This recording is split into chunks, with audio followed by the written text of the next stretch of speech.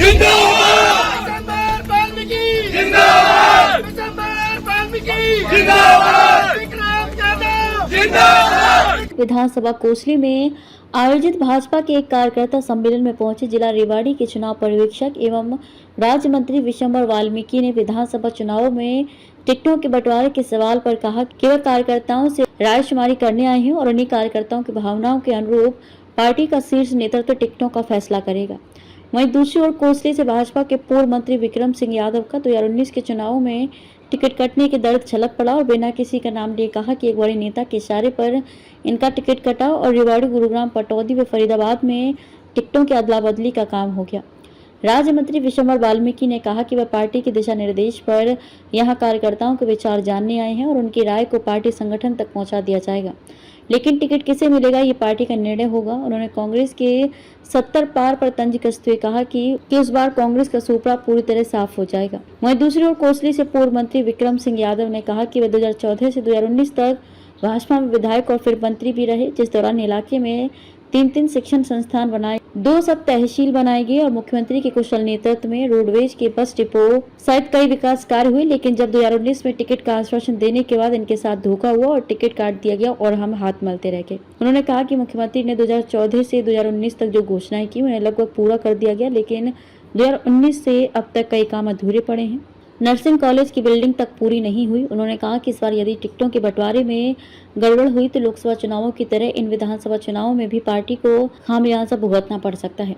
उन्होंने कहा कि 2019 की तरह इस बार टिकटों के बंटवारे में सेंध नहीं लगने दी जाएगी और ये अपनी टिकट को लेकर 100% आश्वस्त हैं। चुनाव लड़ेंगे और कमल खिलेगा, जिसमें कोई संदेह नहीं।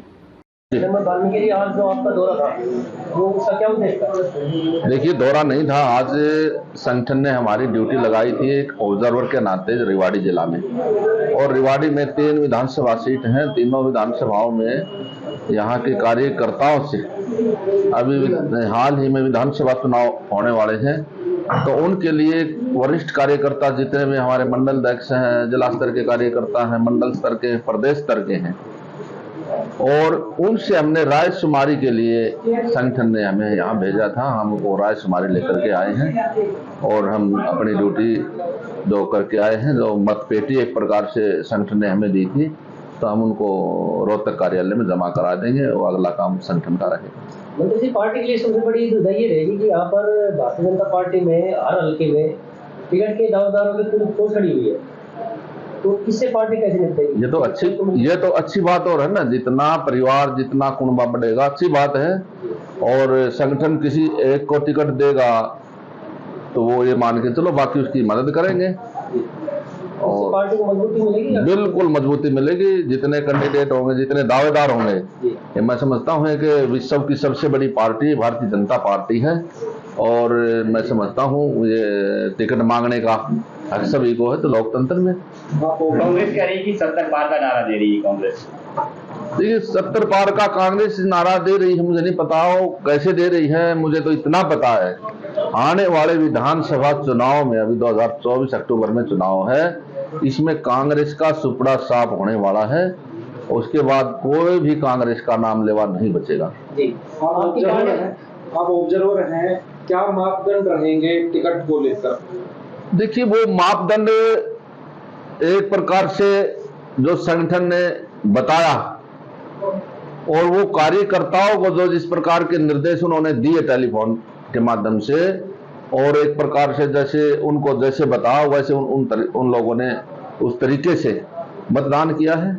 और मतदान जो किया है बंद पेटी में, वो जो निर्णायक लोग बैठे संगठन के लोग हैं, वो निर्णय लेंगे इसमें। कोसली हल्के में क्या लगता है आपको, इस उम्मीदवार को टिकट मिल सकती है? देखिए, जो भी यहाँ कोसली विधानसभा में भारतीय जनता पार्टी का कार्यकर्ता है, और यहाँ सारे मापदंड संगठन देखेगा और उसके बाद संगठन ये तय करेगा यहाँ से जीतने वाला कैंडिडेट कौन होगा, उसी को टिकट मिलेगा। यहाँ पर एक पैराशूट उम्मीदवार भी मैदान में आया है, तो भारतीय जनता पार्टी के जो कोसी हल्के के नेता है वो कह ना, मुझे नहीं लगता पैराशूट से भारतीय जनता पार्टी कैंडिडेट उतारेगी, मुझे तो नहीं लगता इस बात को। लेकिन संगठन का अपना फर्ज है, उसको जो जीतने वाला कैंडिडेट होगा, और कैंडिडेट नहीं, जो भी कमल का फूल लेकर के आएगा, कैंडिडेट हमारा कमल का फूल ही रहेगा। एक बात और मैं आपको जानकारी के लिए बता दूं, जो भी कमल का फूल लेकर के आएगा वो यहाँ से विजयी। दिसंबर की बात करें तो कैंडिडेट पैराशूट से बुलाना गया, वो कह रहे हैं टिकट मेरी जेब में है, मेरे को पार्टी ने भेजा हुआ। नहीं, ऐसा कुछ नहीं है। ऐसा करने का अधिकार तो मैं श्रम मंत्री हूँ, मुझे भी नहीं है। मेरी भी आज वहाँ रायशुमारी ली है। मैं अपनी टिकट की गारंटी नहीं देता आपके सामने, मुझे मिलेगी, जिस भी कार्यकर्ता को मिलेगी हम उसको उसका तन मन धन से साथ देंगे, उसको जिताएंगे। जी किशन वाल्मीकि जी, आपने बताइए कि भारतीय जनता पार्टी 400 पार का नारा देगी, आई 240, हरियाणा में 75 पार का नारा देगी, आई 40। तो ये कैसा नारा है? वो समय बीत चुका मान्यवर, वो समय अब नहीं है। अब प्रदेश का चुनाव है, प्रदेश में हम प्रचंड बहुमत के साथ भारतीय जनता पार्टी सरकार बनाएंगे। आपके हकों को छीन नहीं सके, मेरा ये आपसे कहना है। आप लोगों ने अपनी राय देनी है, आप लोगों की क्या मनसूबा है, आप लोगों ने किस प्रकार का आज जो हम इकट्ठे हुए हैं वो केवल इसलिए नहीं कि हमें पार्टी टिकट दे ही रही है, मैं इस बात को कहता हूं कि पार्टी का आश्वासन है कि हम पूर्णतः सर्वे करवा रहे हैं, आपका सर्वे में नाम 1 नंबर के ऊपर है और आपको इलेक्शन लड़ना है। मैं पार्टी का धन्यवाद करता हूं कि जिस प्रकार से उन्होंने विश्वास जताया है और फिर भी कहा है, लेकिन आप लोगों को आज जो बुलाए और एक बुलावे के ऊपर आप यहां उपस्थित हुए, वो मैं आपसे जानना चाहता हूं कि कभी 2019 में हुआ ऐसा तो नहीं हो जाएगा, क्योंकि मुझे आज उस टाइम भी यही कहा गया था कि आपकी टिकट पक्की है, आपके टिकट में किसी प्रकार का कोई संशय नहीं है। हम और आप अपने घरों में जाकर के हम तैयारी करने लग गए और तैयारी करवा दी गई, और जब तैयारी करवा दी गई सब कुछ बढ़िया हो गया तो उसका रिजल्ट कुछ और ही हुआ। जब हम 2014 से 2019 का कार्यकाल देखते हैं, 2014 से 2019 के बीच में मनोहर लाल जी मुख्यमंत्री जी की अगुवाई में जो कोसली विधानसभा में काम हुई, शायद मैं देखता हूं हरियाणा बनने के बाद में आज तक इस प्रकार के कोई काम ना हो पाए। एक योजना में 3 शिक्षण संस्थाएं, चाहे वो जापसाना के अंदर सरकारी कॉलेज की बात थी, आज जापसाना ब्लॉक के ये साथी आए हुए हैं। मैं कहना चाहूंगा कि जापसाना गौशाला के अंदर हमारे माननीय सांसद और सरकार में मंत्री, भारत सरकार में राव इंद्रजीत सिंह जी ने मेरे की ड्यूटी लगाई कि विक्रम सिंह जी आप विधायक बना करके हमें विधानसभा भेजे हैं, ये कॉलेज आपकी जिम्मेवारी है। ये जापसाना गौशाला की बात है।